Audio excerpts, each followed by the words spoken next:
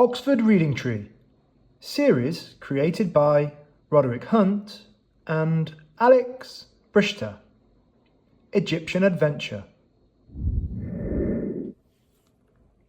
Nadim and Anina came to play at Biff and Chip's house.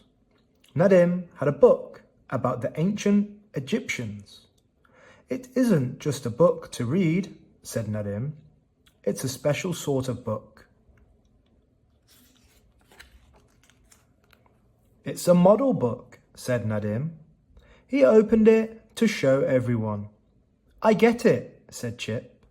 "You press out the shapes, then you fold and glue them to make a model." The book had lots of shapes to press out and fold. Nadim pointed to one. "Can you see what this will be?" he asked. "Of course we can," said Anina. "It will be a pyramid." Chip found some glue. Then Nadim pressed out the shapes and the others began to fold them. First, they made the pyramids. Anina had a difficult shape to fold. "This is a sphinx," she said. They pressed out some tiny trees and people. Biff glued them all onto a sheet of paper. It made a scene of ancient Egypt. The children were pleased with it. "I'm really pleased with the Sphinx," said Anina. At last, the model was finished. It looked so good, they called Mom upstairs to have a look. "What a good job you made of it," said Mom. "I like the pyramids and the Sphinx." "The Sphinx was hard to make," said Anina. Floppy ran into the room. He didn't see the model on the floor and he trod on it with his big paws. He knocked over a tree and crushed the Sphinx. "Oh, Floppy!" yelled everyone. Floppy looked unhappy. He knew he had upset the children. "Never mind," said Chip. "It wasn't Floppy's fault. The Sphinx looks even better than before." Suddenly, the magic key began to glow. The key took the children back in time. It took Floppy too. "It's not my day," thought Floppy. "First, I get into trouble. Now, it's a magic adventure." The magic took them back to ancient Egypt. They were standing by a pyramid. The pyramid was still being built. Far off, they could see 2 more pyramids. "This is amazing," said Nadim.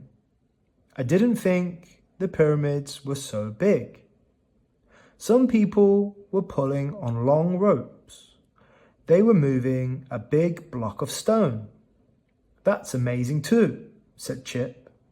"I didn't know the pyramids were made with such big blocks of stone." "Look over there," gasped Anina. She pointed to a huge stone sphinx. "Let's go and look at the sphinx," she said. They all began to run towards it. Floppy didn't go with them. He had seen a cat. The cat hissed at Floppy. Floppy couldn't stop himself. He chased it. It leaped onto some blocks of stone. Floppy jumped up too, but the cat was too fast for him. Biff saw Floppy chase the cat. She called to the others. They all went back to get Floppy, but he was stuck on the blocks of stone. He couldn't get down.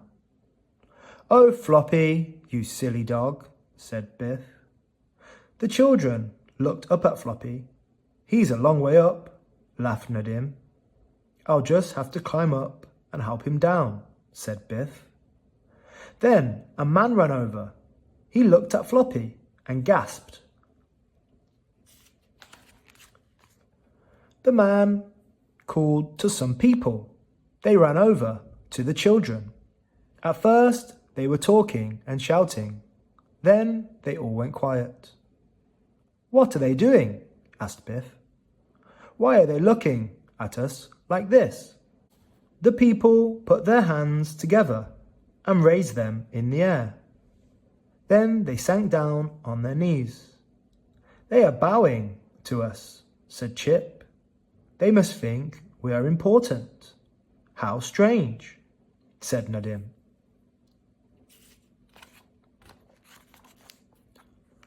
The people were not bowing down to the children. They were bowing to Floppy. "I don't believe it," whispered Chip. "They must think Floppy is important. I wonder why." The people took Floppy away. The children followed. Floppy couldn't believe all this was happening to him. A magic adventure is bad enough, he thought, and now this.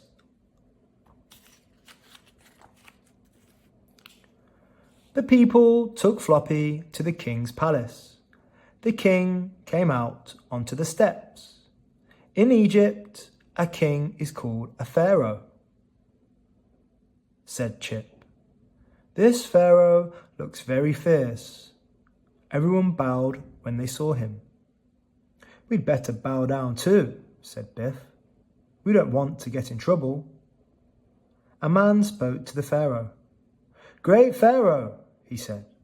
See what we have brought. The yellow dog, gasped the pharaoh. The pharaoh took Floppy inside the palace. Then he clapped his hands. Look after the yellow dog, he said. Give him whatever he wants.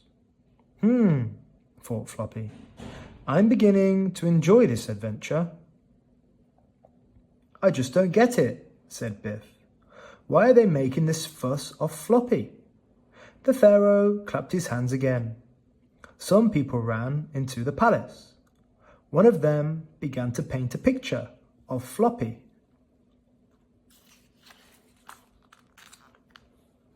Suddenly, Biff sneezed.